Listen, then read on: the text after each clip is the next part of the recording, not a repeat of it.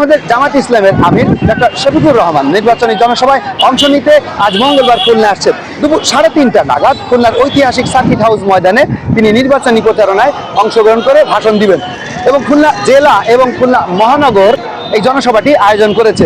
ইতিমধ্যে মঞ্চ তৈরির কাজ সম্পন্ন হয়েছে এবং 10 দলীয় নির্বাচনী ঐক্যের যে স্থানীয় নেতারা তারাও কিন্তু তার সঙ্গেই থাকবেন। দলীয় সূত্রে জানা গেছে খুলনা বিভাগের 4 জেলায় আজ নির্বাচনী জনসভায় ভাষণ দেবেন বাংলাদেশ জামাত ইসলামের আমির ডক্টর শফিকুর রহমান।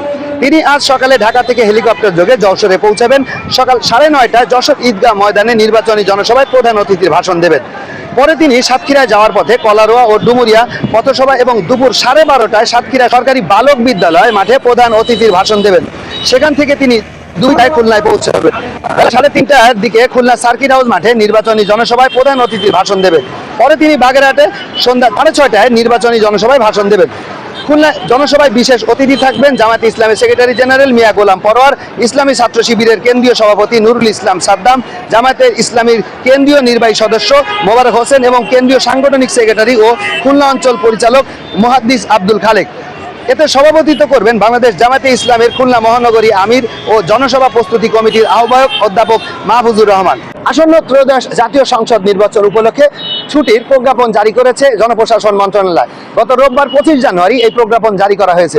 প্রজ্ঞাপনে বলা হয়েছে, উপদেষ্টা পরিষদের বৈঠকের সিদ্ধান্ত অনুযায়ী ত্রয়োদশ জাতীয় সংসদ নির্বাচনে 11 ও 12 ফেব্রুয়ারি আধা সরকারি স্বায়ত্তশাসিত প্রতিষ্ঠান, দোকানপাট এবং সকল যে শিক্ষা প্রতিষ্ঠান এর শিক্ষক কর্মকর্তা কর্মচারীদের ভোটাধিকার প্রয়োগের জন্য ছুটি ঘোষণা করা হয়েছে।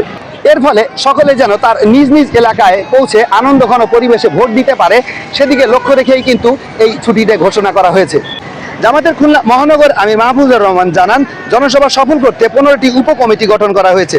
সার্কিট হাউস মাঠে 40 ফুট বাই 30 ফুটের আকারের একটি মঞ্চও নির্মাণ হয়েছে। জনসভা উপলক্ষে গত 25-26 জানুয়ারি মহানগরী ও জেলায় মাইকিং মিছিল ও ব্যাপক প্রচারণা চালানো হয়েছে। ইতিমধ্যে প্রায় 1.5 লক্ষাধিক লিফলেটও বিতরণ করা হয়েছে। তারা আশা করছেন জনসভায় লক্ষাধিক মানুষের উপস্থিতি ঘটবে। খুলনায় সার্কিট হাউস ময়দানে জামাত ইসলামের আমির ডক্টর শফিকুর রহমানের যে নির্বাচনী জনসভা অনুষ্ঠিত হবে তার সার্বিক পরিস্থিতি এবং সবকিছু আপনাদেরকে জানানোর চেষ্টা করলাম। শরীফুল ইসলাম, খুলনার খবর।